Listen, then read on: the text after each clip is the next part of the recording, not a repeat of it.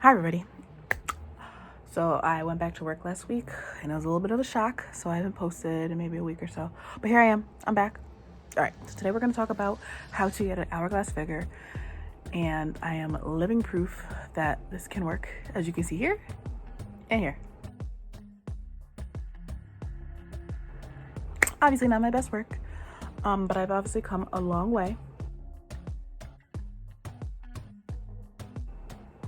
This plan that I have made is foolproof. All you gotta do is really just stay consistent, because consistency is key. This will not happen overnight, but it will happen. Before we start, make sure you subscribe for me, please. Many people will show you can do these workouts and that'll do it. So there's more of a science to it, and there's multiple things that going into getting this hourglass shape. First off, to build your butt, you need to build your glutes. Hair's a little lopsided. That's okay.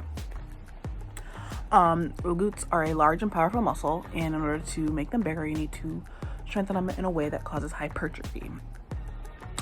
In order to build hypertrophy, you need to overload your muscles for 6 to 12 repetitions. And that last repetition that you do must be all that you can tolerate. So that means you have to lift heavy in order to build your glutes. Obviously, you want to make sure you have the form safe and correct. So that's where those like freestanding squats and lunges come in. But just doing those over and over and over again will not get your butt bigger. Sorry. Gradually over time, you want to add weight. Don't expect to add a ton of weight super soon, maybe 5 to 10 pounds each week. You'll see a lot of exercises out there that say this workout will give you a butt. But if you're using certain muscles like your quads or your back, you're gonna get bigger quads, hard to get your pants on, and a tighter back. Yeah, that hurts. This means you want to target your glutes while you're doing these exercises. Mind the butt, mind the butt. So I'll show you 5 exercises at the end that target mainly your glutes.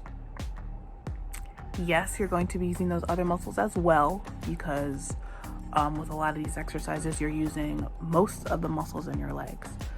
But the idea is to get your glutes to be doing most of the work, so the hypertrophy goes to your butt, not your legs. So for each of the exercises, we're doing 3 to 5 sets for each of them. So if you're just starting out, you probably want to do 3 sets, and as you become more and more advanced, you could kind of gradually increase to 5. Like I said before, you're doing 6 to 12 repetitions. And for rest, I typically say 90 seconds to 2 minutes for breaks in between each set. So if you're doing it a little bit longer than that, you might want to think about shortening your break, because that'll help you to build hypertrophy of your glutes. Because the legs and the glutes are such a large muscle, they need a little bit more time to recover. So don't be doing this every day. Don't. You're gonna get hurt. You need 48 to 72 hours in between each exercise to allow your muscles to recover. Otherwise, you're just gonna be overworking your muscles, and that does not mean a bigger butt. That means overworked muscles, pain, and injury. All right, so nutrition. So you need protein in order to build muscle. Let that sink in. Need protein in order to build muscle. After you work out, if you do not eat protein, you are not able to replenish your muscles in order to build them back up. 20 to 60 minutes after you work out, make sure you eat some protein. Okay? Eat some protein. Your body can digest about 28 grams at a time, give or take, depending on who you are. So if you're doing anything more than that, your body is just going to store it as fat. And I'm sorry, you can't pick where your fat stores go. So if you're thinking, if you're going to eat some fat and it's going to go to your butt, no, I'm sorry. Only if your genetics say so. Not a lot of us are that lucky. I know I'm not. And throughout the rest of the day, make sure you're continuing to eat protein.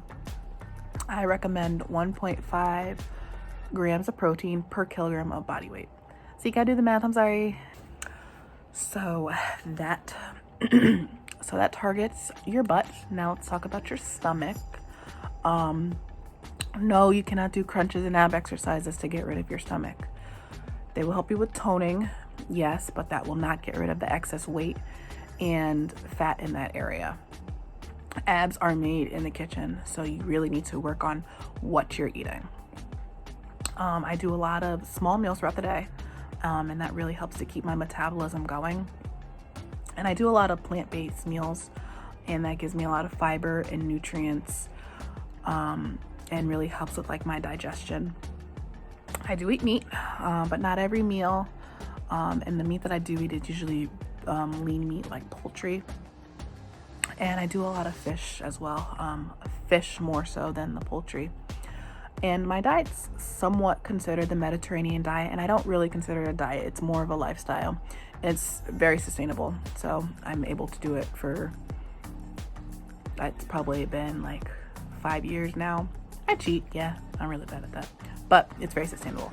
If you're trying to lose weight, you must consider the fact that the calories that you put into your body has to be less than the calories that you burn.